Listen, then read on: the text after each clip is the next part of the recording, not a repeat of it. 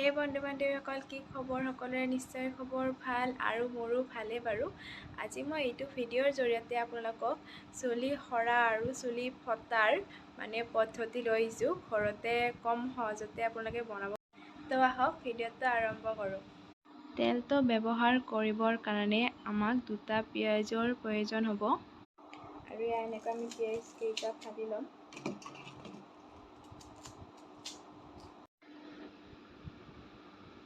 আৰু পিঁয়াজখিনি এতিয়া যদি মিক্সিত দি লওঁ তেতিয়া বহুত গুৰি হৈ যাব আৰু ইয়াতে এতিয়া পিচি ল'ম। মিক্সিত নিদিওঁ বাৰু।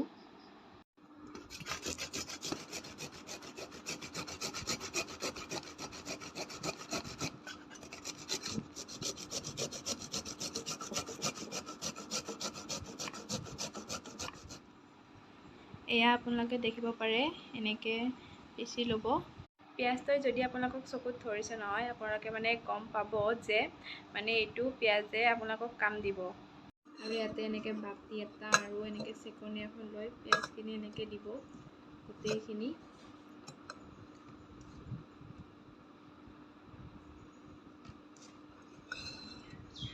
চামুচ এখনেৰে এনেকৈ আপোনালোকে দি দিব। ইয়াৰে ৰসটো ওলাব লাগিব।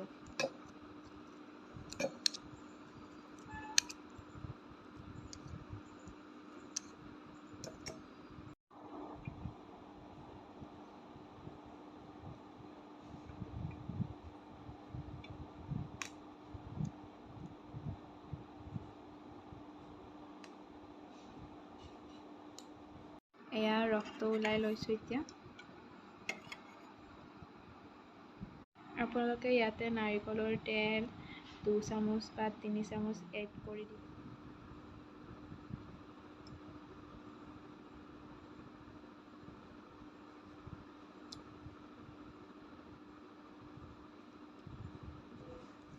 তেলখিনি দিয়াৰ পিছত আপোনালোকে এনেকৈ অকণমান টাইম মিহলাই থাকিব।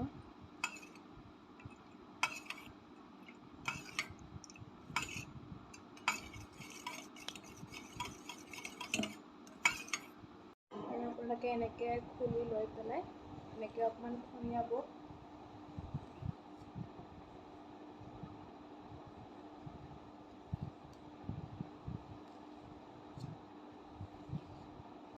আৰু আপোনালোকে চাব পাৰে, এডাল বা 2ডাল আগতে বহুত সৰিছিল। এইটো মই ব্যৱহাৰ কৰি আছোঁ, সেইবাবে অকণমান কমিছে। সেইবাবে আপোনালোকৰ মাজলৈও মই ভিডিঅ'টো ইয়াতে খুলিম। আপোনালোকে আগত গুৰিটোত লগাব।